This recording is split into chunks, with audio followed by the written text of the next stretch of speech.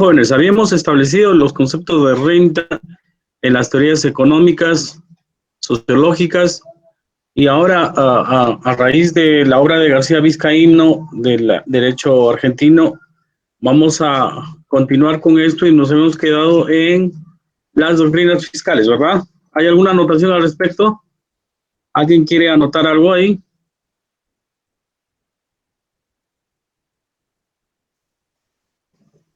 Doctrinas fiscales de renta.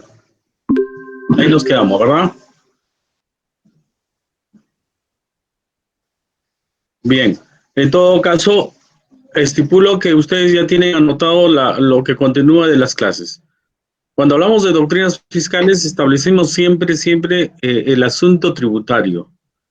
Cuando se habla de fiscalidad, estamos hablando de esa ciencia que procura recursos al Estado para cumplir sus fines y objetivos. Habíamos quedado en eso. Dentro de las doctrinas fiscales, en todo caso, todo se va a simplificar en lo que es las teorías renta-producto, la teoría renta-incremento patrimonial o renta-ingreso del balance y el concepto legalista o teoría legalista. Sin embargo, esto ya habíamos anotado a partir de las doctrinas que establecía el autor Humberto Medrano de la PUC, la lectura que se les dejó anteriormente. Eso habíamos en ese momento o en esa tarea habíamos establecido las teorías de renta-producto, balance y lo que corresponde al concepto netamente teórico-práctico en cuanto a la teoría que sostiene Humberto Medrano, que ustedes han desarrollado incluso un trabajo. Bien, en todo caso, lo que vamos a adentrarnos ahora es las doctrinas fiscales, anotado por García Vizcaíno, libro que también tiene en parte en su plataforma. Iniciemos que este tipo de doctrinas se agrupa de la siguiente manera. Habíamos indicado, empecemos con la teoría de renta-producto. El tipo esencial es que la renta es un producto, o sea, a partir del capital o de la fuente trabajo, la que luego en adelante va a producir a partir de ese es lo que es renta-producto. García Belsuncha, autor que anota García Vizcaíno, anota un concepto genérico de renta o rédito, ¿no? Es la riqueza nueva, material, periódica o susceptible de suelo. Siempre estamos hablando de una renta producto, de una renta nueva a partir de lo que es la fuente. La fuente sea trabajo o capital, hemos indicado. Entonces, lo que fluye de la fuente productiva durable y que se expresa en términos monetarios. La renta producto exige que se exprese en términos monetarios. Claro está, para poder inyectar, digamos, los recursos que necesita un Estado a través de un gobierno de turno para que cumpla sus fines y objetivos. Habíamos indicado eso. El origen de renta para esta teoría es preponderantemente objetiva. ¿Qué significa esto? Se plasma en la objetividad que tiene la razón de ser los tributos, o sea, se ve, es material.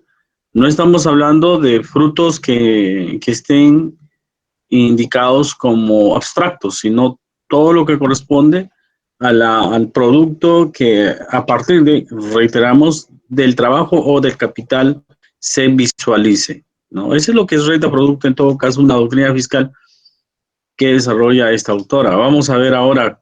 Paradino Jara es un autor muy conocido en el ambiente del derecho tributario. En consonancia a lo que se habla de renta producto por Vizcaíno, él anota que este flujo de servicio de los bienes de la propiedad de una persona deberían establecerse determinado periodo, ingresos monetarios, sino también el goce de bienes de poder del contribuyente como la casa, habitación, lugares de recreo, vehículos, etc. Para Dino Jara, el producto no solamente se va a quedar corto en el sentido de ser plasmado objetivamente o monetariamente, sino también la que corresponde al detentar lo que es la capacidad económica. ¿Qué es detentar capacidad económica? Detentar tener una casa, lugares de recreo, vehículos, muebles. Esto se llama capital. Y ese capital para a ver, para Dino Jara es eso, es lo que también el capital o el trabajo ha producido. En todo caso, no solamente los bienes que se va a desglosar ingresos monetarios, sino también el goce de los bienes del poder control, capacidad económica. O sea, la capacidad económica que trasluce o se ve en la ostentación del capital como vehículos, muebles, etcétera, también deberían ser parte de esta renta producto indicativo. Bien, ahora, la teoría de renta de incremento patrimonial o renta ingreso del balance, esta teoría también la hemos estudiado, pero vamos a repasar en el sentido de que el creador es Charles. Para él les va a ampliar el universo de lo que corresponde a lo que es renta patrimonial, si no se va a ir más allá, ¿no? Para esta concepción, cuyo objeto es puramente fiscal también, la noción de renta es muy amplia, ya que no solamente comprende los ingresos periódicos y ocasionales, sino también los que pueden ser accidentales en su momento dado, como las plusvalías, que hablaba Marx, o sea, la riqueza sobre riqueza, la plusvalía también se entiende como parte de renta. Las donaciones, legados, herencias, ganancias de juego, etcétera. O sea, lo que habíamos comentado, parte de la doctrina civil está acá en lo que es el derecho de sucesiones, legados y ganancias. Los legados son lo que, digamos, entre comillas, o en manera literal, heredas de los amigos, y las herencias la que deja la familia, ¿no? Entonces, todos estos hechos son accidentales en el tiempo. Para obtener una renta producto no podría ser renta. En cambio, para la teoría de renta, incremento patrimonial, simplemente una donación, un legado, una herencia que incrementa tu patrimonio, eso es renta. La diferencia de obtener renta producto a lo que es renta incremento patrimonial es que los frutos, utilidades de capital, el balance establecido de la diferencia entre dos estados patrimoniales, lo que habíamos dicho, para el incremento patrimonial solamente indica, la única, digamos, el único presupuesto que se necesita para obtener esta doctrina del ingreso o del balance, establece que un patrimonio uno en el tiempo versus un patrimonio dos en el tiempo, estas en una resta simple debería establecer digamos, un resultado positivo y esa es renta. No interesa si esta ha sido en un tiempo dado, si es la fuente durable, etcétera. Lo que se necesita es un resultado positivo. Para García Blanchunche también esta teoría, cuando señala que la renta, dice, es todo ingreso neto en bienes materiales, inmateriales o servicios valuables en dinero, periódico, transitorio o accidental de carácter oneroso o gratuito. Acá nos detenemos un rato. Hablamos de bienes materiales y inmateriales. Esa es la característica de esta teoría de incremento patrimonio del ingreso o del balance. O sea, simplemente hacemos si ha ingresado o no ha ingresado, si ha habido un incremento patrimonial. Estas pueden sumar siendo materiales o inmateriales. Cuando hemos dicho inmateriales, habíamos indicado que incluso se evalúan cosas que no vemos, por ejemplo, las patentes, ¿no? Asuntos que simplemente están en su valor ideal, no tanto el valor que se pueda ver como un vehículo, por las características que puedan dar esta de una de otra, se puede diferenciar fácilmente, ¿no? Un vehículo digamos, de una marca X, eso es inmaterial. El vehículo cuando lo vemos, si son de potencia de 1.5, 1.6, 2, si utiliza gas, si utiliza petróleo, si utiliza, no sé, puede establecerse materialmente hablando.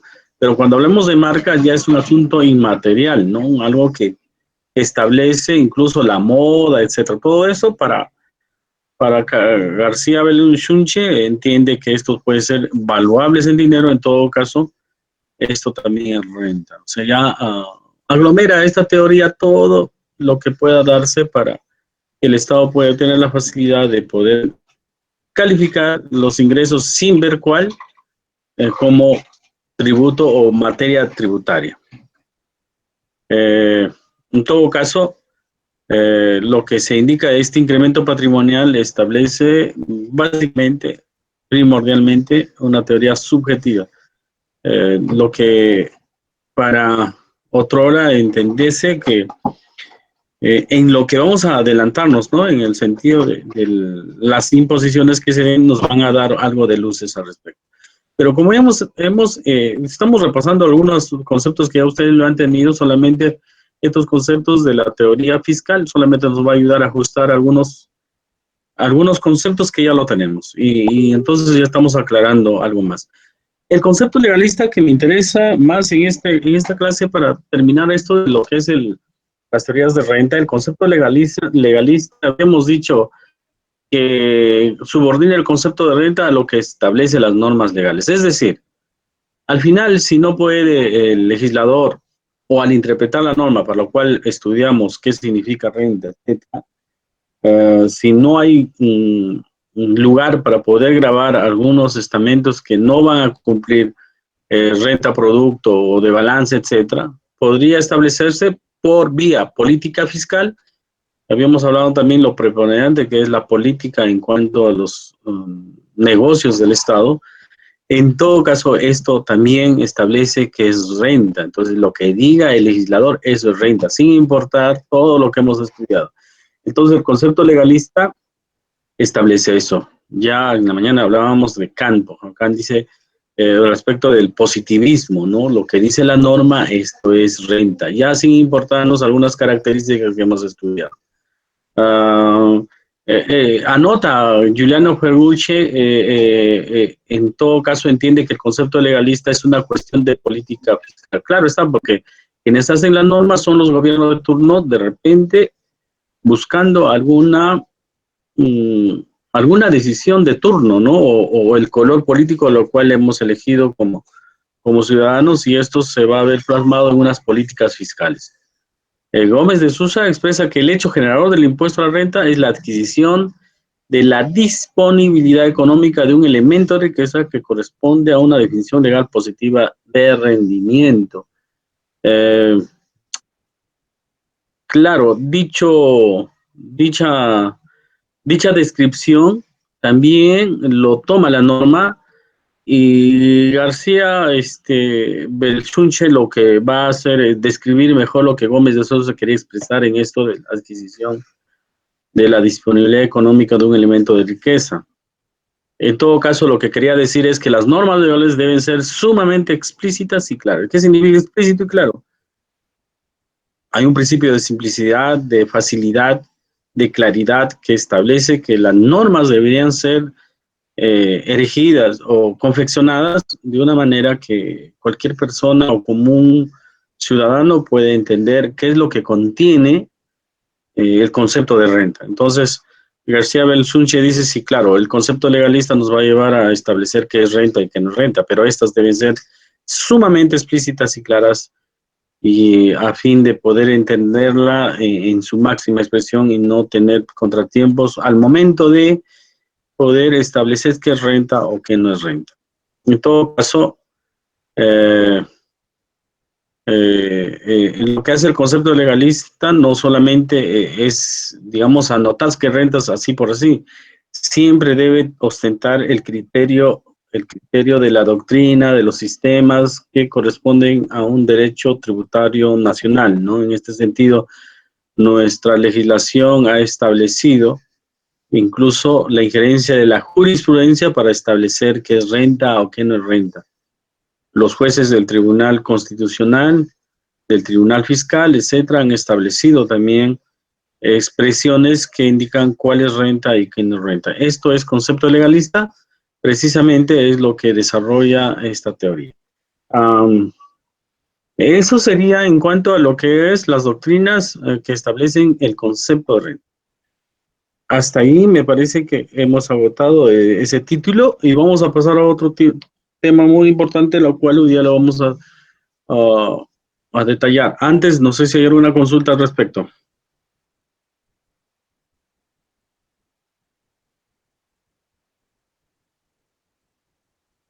Bien, los tipos de imposición. Los tipos de imposición, estableciendo el concepto que hemos venido desarrollando desde las primeras clases en la preocupación De Montesquieu, en su Espíritu de las Leyes, habíamos dicho que básicamente lo que buscaba el interés de Montesquieu al estudiar lo que es el tributo, la imposición, era que esta imposición no agreda la libertad de los ciudadanos, de los que tienen que estar obligados o están obligados por ley a pagar los tributos.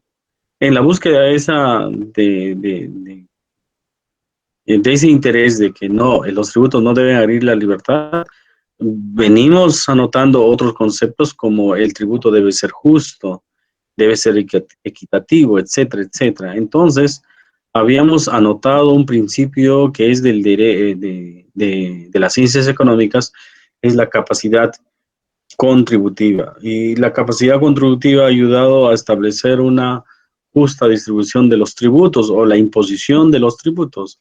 Sin embargo, el derecho tributario no se queda ahí, sino que también va a establecer la imposición. El modo de la imposición también está en tela de juicio, que ésta pueda estar reñida de repente con la moral del derecho, que es la búsqueda de justicia y paz social, y o con los fines de un Estado moderno que hoy tenemos, ¿no? Que busca el bienestar de toda persona. Entonces, ahora nos adentramos mucho más, ya no estableciendo qué es renta, qué es lo que se debe grabar, qué no se debe grabar, sino que ya teniendo las herramientas de que qué es el, digamos, qué es renta, ya entendiendo qué es renta o qué no es renta, teniendo los diferentes tipos de herramientas ya doctrinarias, etcétera, habría que establecer que sí, ya existiendo renta, cómo el Estado o cómo este Estado va ahora a imponer parte de esa renta que ya existe como viable a fin de que ésta pueda ser grabada con un tipo de impuesto. Entonces hablamos de un tipo de imposición. ¿Cómo se impone ahora esto? Entonces hay tres sistemas o cuatro con la que va a aglomerar a uno de estos, ¿no? Estamos hablando del sistema indiciario, el sistema celular o analítico, el sistema global sintético o unitario y el sistema mixto en clases de imposición. El sistema indiciario establece que la renta es establecida por presunciones o indicios. ¿Qué es esto? O sea, el sistema indiciario es lo que en el derecho penal hablamos de pruebas indiciarias, ¿no? Es lo mismo. Por indicios llegamos al autor o coautores o la existencia de un delito. Igual, en el sistema tributario, el sistema indiciario lo que hace es que la renta es establecida por presunciones o indicios. Una de esas presunciones históricas está en el derecho francés. El impuesto francés, denominado así, sobre puertas y ventanas, el derecho de puertas, el derecho de ventana. Otrora se cobraban pues un impuesto por ostentar puertas y ventanas.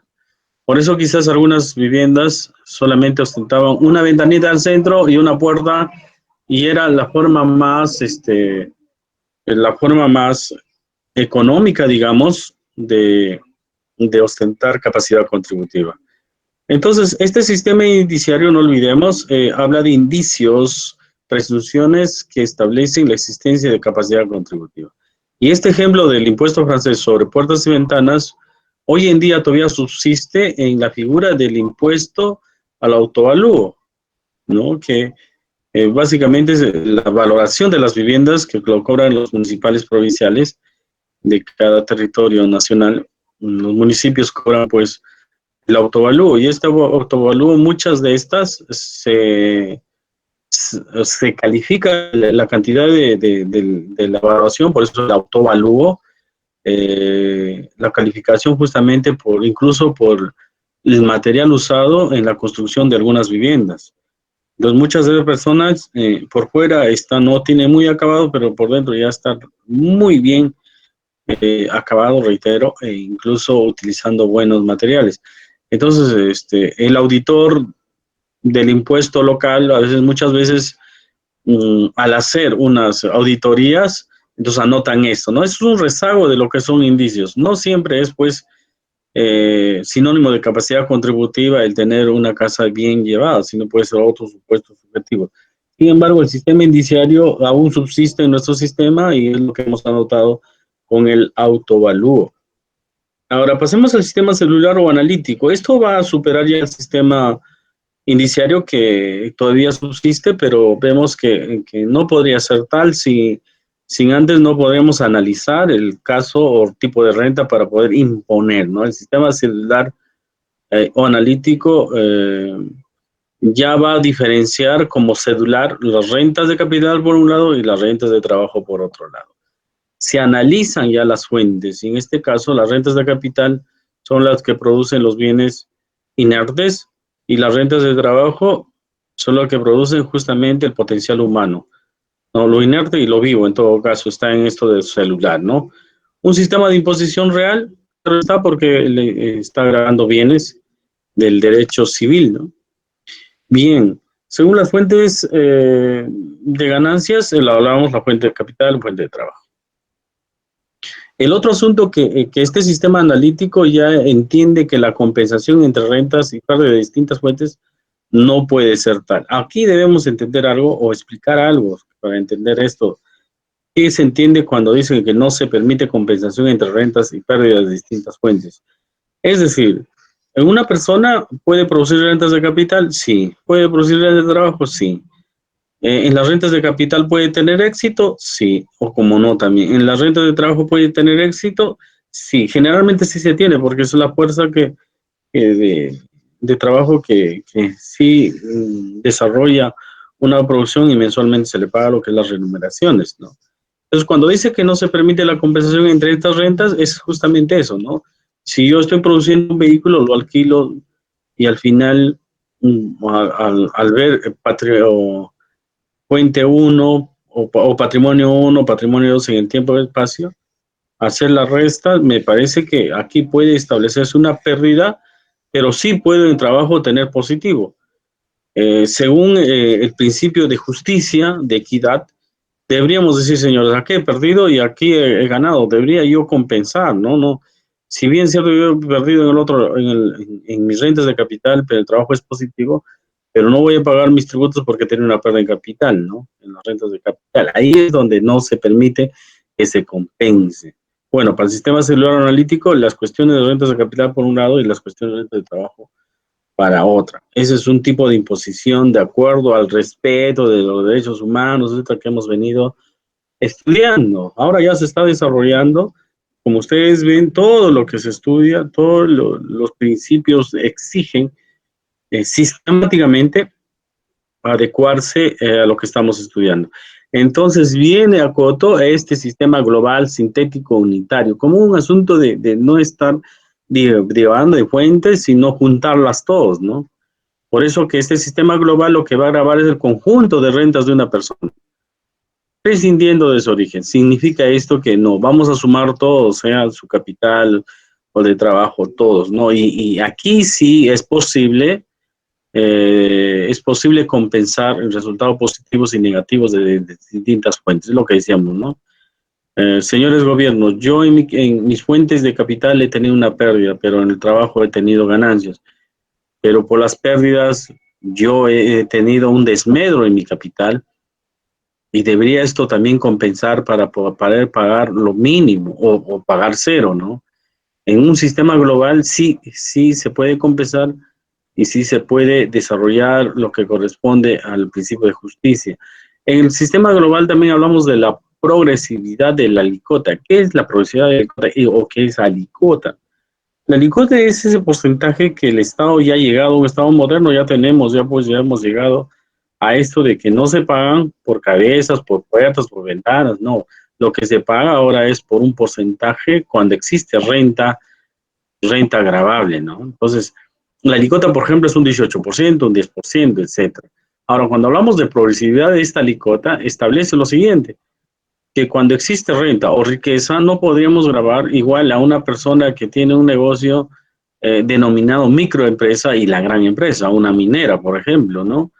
O una persona que tiene ingresos exorbitantes como por ejemplo los jugadores de fútbol, los artistas, a una persona que gana el mínimo de la remuneración oficial, que es 930, ¿no? O un congresista, por ejemplo, está ganando sus veintitantos mil, 32,000. Entonces, ahí hablamos de la progresividad de la alicota. Cuanto más tengas riquezas, debe estar una alicota elevada. Y cuando es menos, debería ser una alicota menor. Por eso que en el impuesto a la renta que vamos a desarrollar en días más adelante, establecemos que existe incluso 6 categorías del impuesto a la renta y justamente en rentas de trabajo está establecido desde el 8% o 7%, 8%, 12, 15, 27 y el máximo 30%. Significa que quien ganan menos o tienen ingresos menos o renta muy pequeña, debería pagar el mínimo y cuando tengan elevados ingresos deberían pagar su alicota mayor. Eso es lo que se entiende por progresividad de la alicota.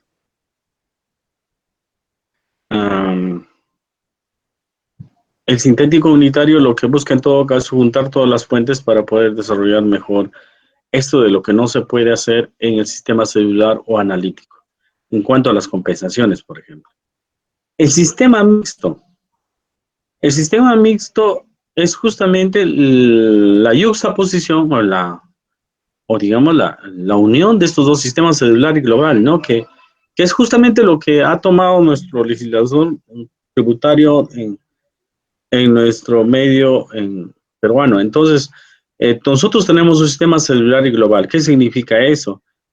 Que el legislador peruano lo que ha establecido en materia tributaria es lo que corresponde a los sistemas que diferencian sí rentas de trabajo, rentas de capital. Sin embargo, los ha juntado para poder tener una facilidad de responder a responder positivamente a esto de la conciencia tributaria en el deber de tributar, ¿no? En todo caso, este sistema mixto diferencia las rentas según categorías, admitiendo distintas deducciones según la categoría de la que se trate, pero confiere al impuesto características personales que resulten de la suma de rentas de todas las categorías para obtener una totalidad de renta de contribuyentes, permitiendo deducciones personales y la progresividad de la cuota. Este sistema mixto es lo que ha tomado nuestro legislador, ¿no? Nuestro legislador ha tenido por conveniente establecer lo que predica esto del sistema mixto. Dicho sea, para poder pasar al siguiente tema que vamos a desarrollar las clases que viene, justamente es el impuesto a la renta, tiene estas categorías. El impuesto a la renta en el Perú, en el texto único ordenado, el impuesto a la renta, ustedes deben entender que su artículo 1 indica qué es renta y dice que es la explotación de todos los sistemas celulares. Es el ingreso de la explotación de capital y de trabajo. O la sumatoria de estos, o sea, en la unión de estas dos, o sea, se puede explotar a ambas, ¿no? Capital y trabajo. Podría entenderse lo siguiente, ¿no? Un dueño o el propietario de un vehículo tiene ingresos como chofer y tiene ingresos como por el alquiler de su vehículo. Esa es la sumatoria de dos capitales, ¿no? Y eso muchas veces se entiende, se comprende y eso es lo que se da en la realidad. Entonces, como presupuesto inicial en cuanto a la siguiente clase, es el sistema del impuesto a la renta en el Perú, ha dividido en 5 categorías. El impuesto a la renta en el Perú está dividido en 5 categorías, o sea, cedularmente. Y a la vez también es global, o sea, se ha juntado. Imaginariamente hagamos 5 círculos delante nuestro. A la derecha están las categorías 4 y 5, a la izquierda 1 y 2 y al centro 3. Las categorías del impuesto a la renta, primera categoría y segunda categoría, es lo que es la explotación de capitales. A nuestra derecha están la categoría cuarta y la categoría quinta, que es la explotación de el trabajo. Y cuando estas se juntan, se van al centro en una categoría que es la categoría tercera del impuesto a la renta, o denominado la renta empresarial. Eso es lo que ustedes deben repasar para la siguiente clase. En todo caso, lo que les he traído hoy día para poder adelantarnos a lo de lunes, de repente no hay clases, Lo que he querido es terminar esto del sistema de tipos de imposición y de los conceptos de renta para adentrarnos al estudio del impuesto a la renta ya en sí, y el mismo que lo vamos a estudiar en sus 5 categorías. Rentas de primera y segunda, rentas de capital, rentas de cuarta y quinta, renta de trabajo, y cuando se juntan 1, 2, 4 y 5, nace rentas de tercera o renta empresarial, la misma que vamos a hacer en extenso las siguientes clases. Hasta ahí me parece que ya hemos concluido. Estaré subiendo estos PPTs en el momento que corresponde en el Classroom.